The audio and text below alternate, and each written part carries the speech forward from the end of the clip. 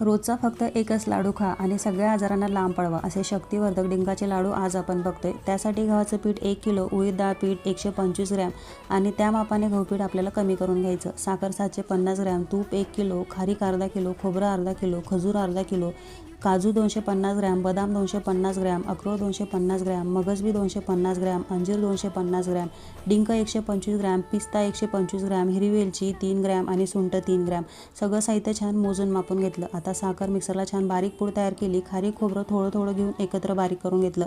काजू, बदाम, पिस्ता, अक्रोड जाड भरड करून घेतली आणि अंजीर आणि खजूर यांचे बारीक काप करून घेतले। आता सगळा सुकामेवा तुम्ही तुमच्या आवडीनुसार कमी जास्त करू शकता, पण ह्या मापात तुम्ही एकदा नक्की करून बघा। मुलांनी एकच लाडू जरी खाल्ला ना तरी तब्येतीला खूप फायदेशीर आणि शक्तिवर्धक आणि टेस्टी असे लाडू बनवून तयार होतात।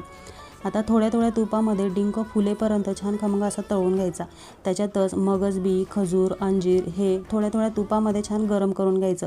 मगजबी असं गरम केल्यामुळे लाडू आपले जास्त दिवस टिकतात आणि खजूर, अंजीर असं भाजल्यामुळे ते खूप असे मऊ होतात आणि लाडूमध्ये खाताना छान लागतात। आता डिंक मिक्सरला बारीक पूड तयार करून घेतली म्हणजे मुलं खाण्यासाठी त्रास देत नाहीत।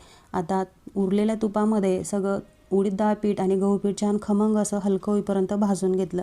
आता त्याच्यात तयार मिश्रणामध्ये सुंठ वेलदोड्याची पूड 1.5 चमचा एवढी टाकली।